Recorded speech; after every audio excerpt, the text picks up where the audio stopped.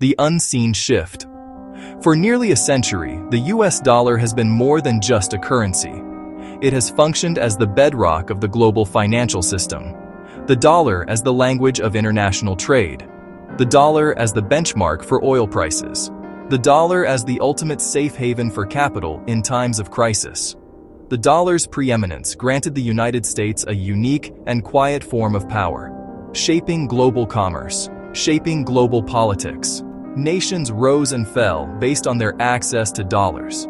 This era of undisputed dominance is now undergoing a subtle but significant transformation.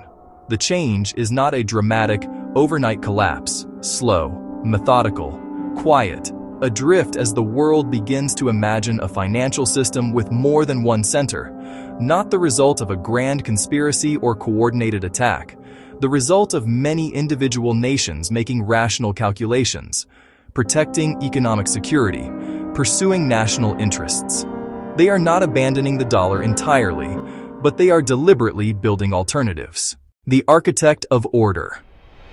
The story of the dollar's dominance begins in the ashes of World War II. In 1944, as the conflict neared its end, leaders from 44 Allied nations gathered in Bretton Woods, New Hampshire. Europe was devastated. Asia was devastated. Economies were shattered. Currencies were worthless. In stark contrast, the United States emerged with its industrial base intact and economic power unparalleled. It held the vast majority of the world's gold reserves. The task at Bretton Woods: create a new international economic order to prevent the instability that had led to 2 world wars. Their solution placed the US dollar at the very center of the system. The Bretton Woods Agreement was simple in design, profound in impact. It established a system of fixed exchange rates. Major currencies were pegged to the US dollar at set values. The dollar was pegged to gold at $35 per ounce. The dollar became, in effect, as good as gold. For international trade and finance, this provided an anchor of stability.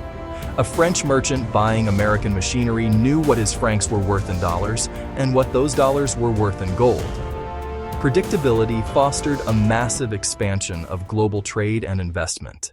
The instruments of power. The dollar's central role in the global economy evolved from a convenience into a significant source of American power. This power was exercised through several key mechanisms. The most visible is the pricing of critical commodities, particularly oil.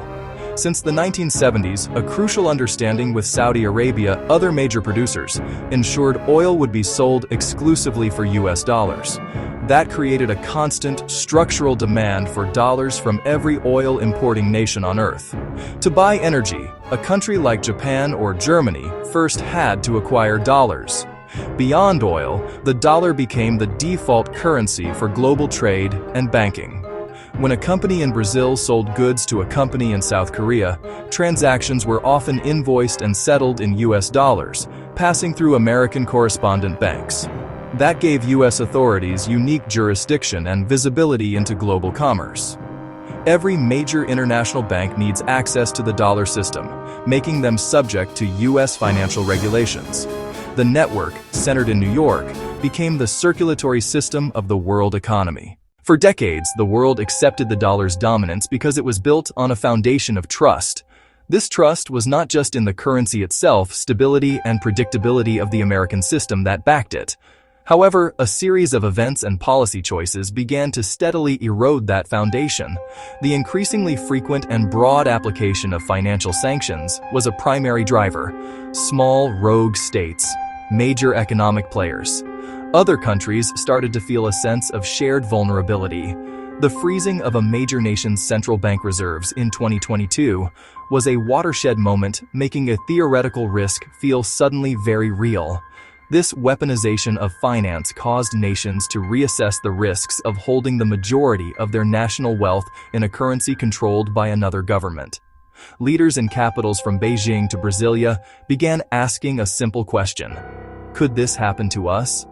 The fear was not necessarily of being targeted tomorrow, but of the precedent that had been set. The dollar began to look less like a neutral public utility for the world and more like an extension of American foreign policy. This perception alone was enough to motivate a search for alternatives, as no sovereign nation wants its economic fate to rest entirely in the hands of another. Aggressive sanctions, unprecedented money printing, soaring debt, political turmoil. In response to the growing risks, countries around the world are pursuing alternatives to the dollar. Not a coordinated rebellion, a rational move toward diversification. Bilateral trade agreements that bypass the dollar are one direct method. Russia increasing ruble use in cross-border trade. China increasing yuan use in cross-border trade. India agreeing to settle transactions in rupees. United Arab Emirates settling in dirhams. These small deals collectively create new trade corridors independent of the dollar. Central banks are changing behavior after decades of dollar-heavy reserves. For decades, U.S. Treasury bonds dominated foreign reserves. Now a clear trend of diversification is visible. Developing world central banks buying gold at historic pace. Gold carries no counterparty risk and can't be frozen or devalued. This accumulation is a quiet vote of no confidence in single currency reserves. Central banks are also increasing euro holdings. Central banks are also increasing yuan holdings. Alternative payment systems are critical to the shift. China is developing CEPAS as a parallel to SWIFT. SWIFT still clears most international dollar transactions. Russia built SPFS after some banks were cut off from SWIFT. These systems are immature but purposeful. The slow shift away from dollar dominance is not just an abstract story for economists and diplomats. It has tangible consequences for the daily lives of ordinary people in the United States. For decades, the dollar's global status has provided a significant, though often invisible, benefit. This exorbitant privilege means the United States can pay for imports in its own currency, and the world's constant demand for dollars helps keep their value relatively high. A strong dollar makes imported goods cheaper for American consumers. Electronics, clothing, cars, fruit. As the world diversifies away from the dollar, this demand could slowly weaken, putting downward pressure on the dollar's value over time. A weaker dollar would mean that it takes more dollars to buy the same amount of foreign goods. That television from South Korea would gradually rise. That bottle of wine from France would gradually rise. This translates directly into a higher cost of living. Because oil and many other essential raw materials are priced globally, a decline in the dollar's value would likely lead to higher prices at the gas pump and for many other products that rely on energy and imported components for their production. This contributes to inflation, silently eroding the purchasing power of every dollar an American worker earns. Your savings would buy less, and your paycheck would not stretch as far. This is not a prediction of a sudden crisis, but an explanation of a fundamental economic mechanism. This is not impending doom, but a historic recalibration of global power, a quiet process with far-reaching consequences, reshaping the flow of capital, changing the cost of goods, altering the very nature of international relations.